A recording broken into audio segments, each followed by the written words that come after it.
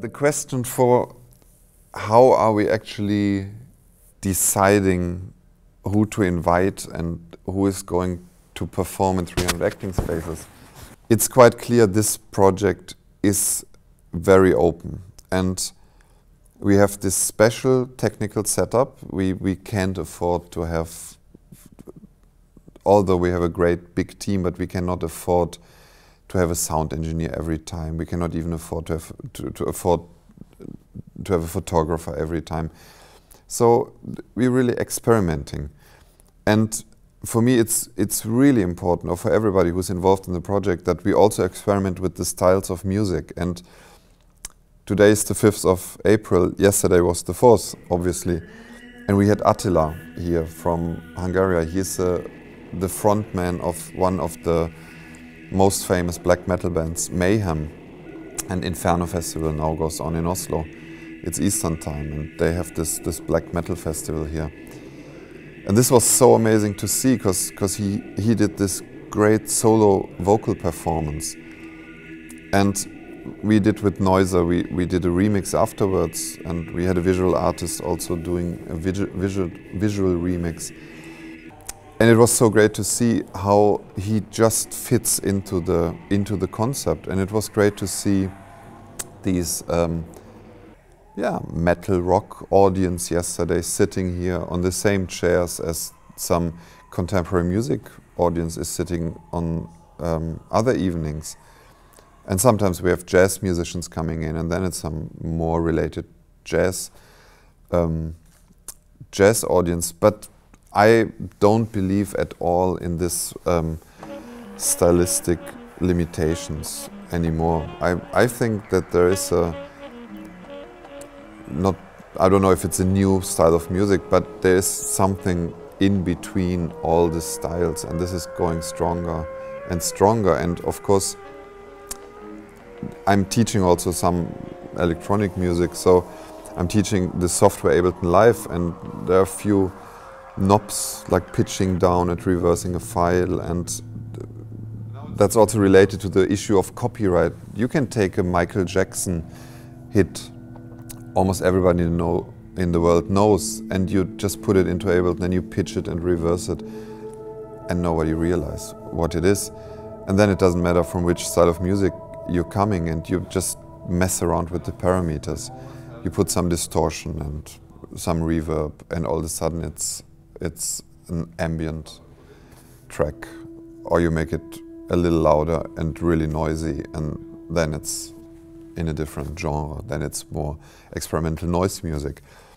And we're just playing around. And one goal of 300 Acting Space is also to give a forum for new musicians. So we're not only inviting the older guys, like myself, but we're also inviting the new guys. And we want the kids to play around with material from people who do it for a long time. So this is it's also open source for the scenes, for connecting the scenes.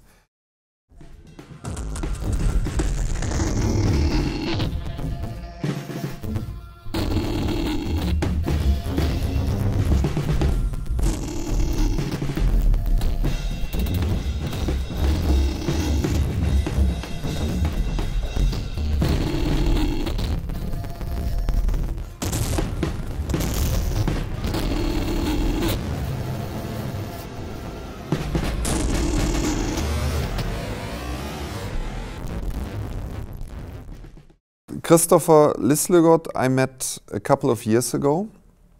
He was, I think he was 19 when we met. And the first thing I realized was that he is a very musical person. And he is kind of a role model for myself for this new type of musician. It's not so new, but still kind of new. He's a laptop musician, first of all, who plays guitar and who plays different instruments, but on a very intuitive level. He doesn't have a proper education in playing a more standard instrument. So he's a real laptop musician, a real electronic musician, and that's what makes him really interesting, because he's quite a virtuoso now in working with the laptop and different softwares. And often he shows me how old-fashioned I am with certain opinions about certain aspects of the project and certain aspects of doing music in general. And I think this is also something I want as an artist. From my point of view, I want to demonstrate and show that I'm from a different generation, and if I collaborate with younger musicians,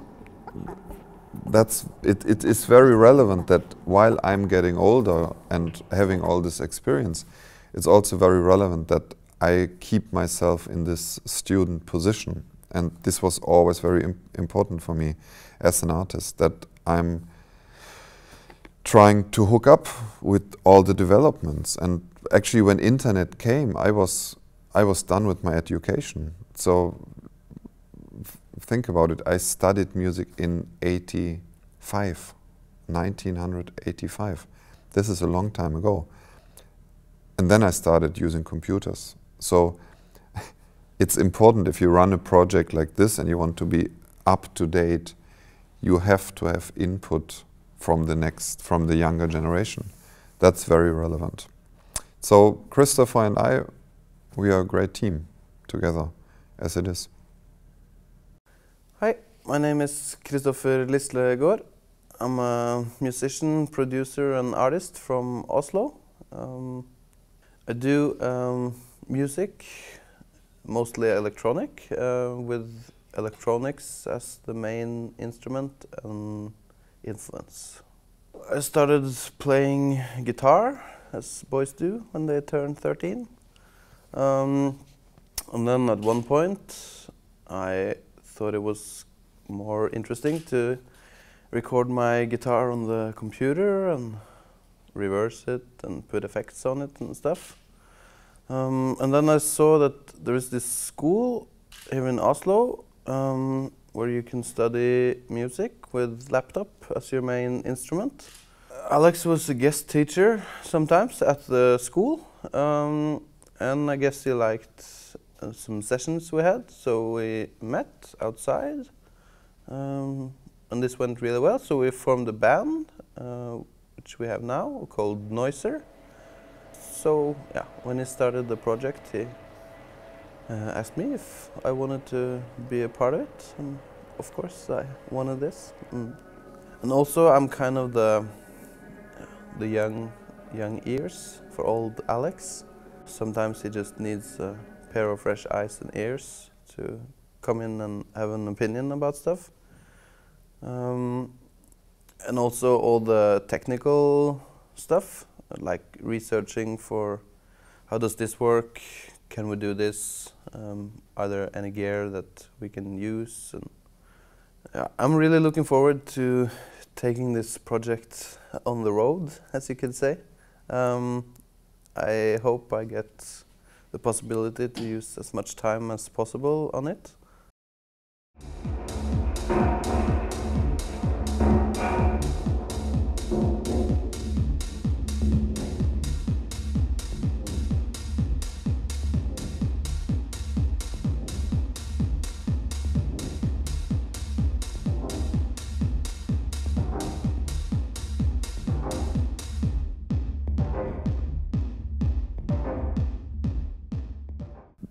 Trinidad Acting Spaces is an underground project. This is all alternative, and we're doing more form and technical mistakes probably than we're doing things right by the book. So this is an experiment, and of course we have a lot of partners, and for such an underground project we have a huge amount of support from all sides. Not only financial support, but we also got room to do the project, and we have fans and friends, and so everybody's supporting us. So the question, what can a project like this actually change, and do we want to change anything?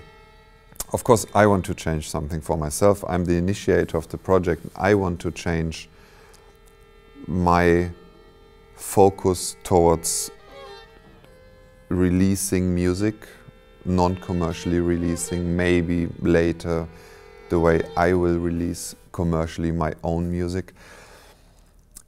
So first of all, I'm trying to change something for myself, and people who are involved in the team are also getting different perspectives to different things. And like Hoffnungsträger, for example, the guys in Cologne who are producing our homepage, they're really having fun in this project because they're working really hard to make it look as smooth as possible, and the whole setup they created for uploading all the videos, photos and audio is amazing. So they're learning a lot, and yeah, I don't even have to name all the people, you can check it on the website. Everybody is taking something out of the project, I hope.